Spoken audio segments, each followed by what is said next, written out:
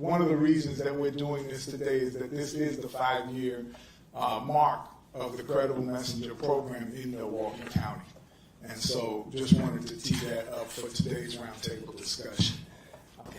My name is Halimah Basheer, and I'm the Executive Director for the BUILD program, PCITI, which is the Professional Community Intervention Training Institute. I will say, and I'm going to just stick to it, Brother David, when it comes to the work, I started at a very young age.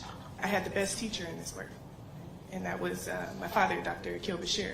As many of you guys may know him as the commander. He brought out a lot of me when it came to my resilience, when it came to my determination, when it came to my greatness. And that is something that I just want to make sure that I'm giving back. When it comes to, specifically, I want to speak on just doing this work. It has to be in you. It's not something that can just be on you. In order for these lives to be saved, and in order for these lives to be impacted, we have to be able to show them and be there and let them know that we are here. Youth involvement is critical. And we cannot continue this work without this generation, next generation. So we have to be here. We have to show them that our involvement and our sacrifice and our dedication in them is going to be something that's going to keep this going. But we're going to do it with protocol. We're going to do it with structure. And we're going to do it with training standards in place. You know, another thing I'll say when it comes to this work is it's not something that we can claim. This work is not ours to claim because we don't work for these communities. We serve these communities, as the commander would say.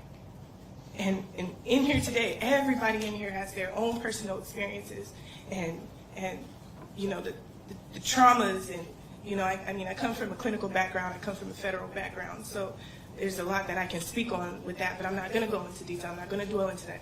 You know, we're sticking to the intro, but I personally want to just thank everyone in here today, and I'm honored to be sitting at this table.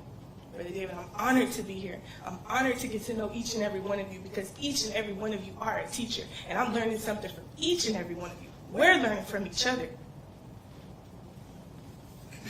And when it comes to CVI work and PCITI, PCITI is the foundation and standard for CVI.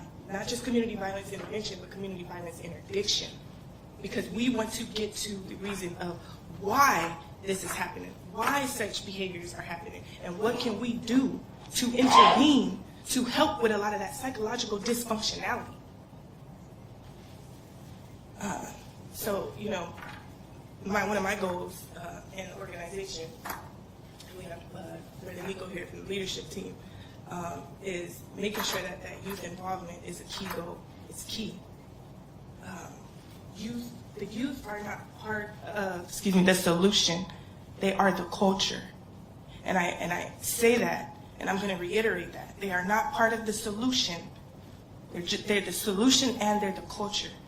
So we have to make sure that we are providing that hope. We are supporting what restoring these communities. We are stopping the bloodshed. And it doesn't stop. It's going to continue.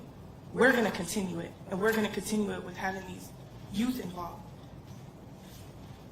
So that's all I got. I'm going to just keep it at the intro.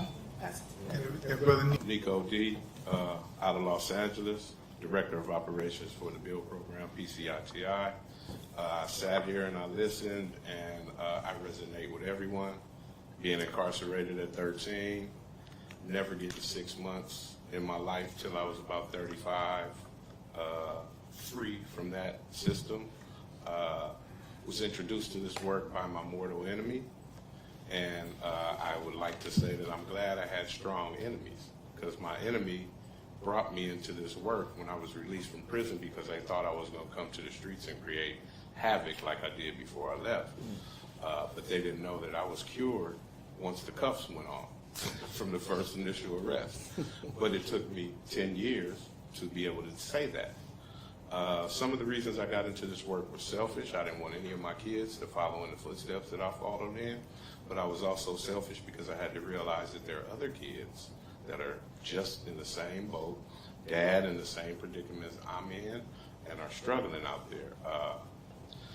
most things I can say about this work that the impact has had is that it has reduced violence. It has brought solutions, resources, and things that are needed to address any situation. I heard self-care. I heard camaraderie. I heard you need a team. So everything that was said here resonates with me, and I'm here to continue to do the work. Appreciate everyone at the table.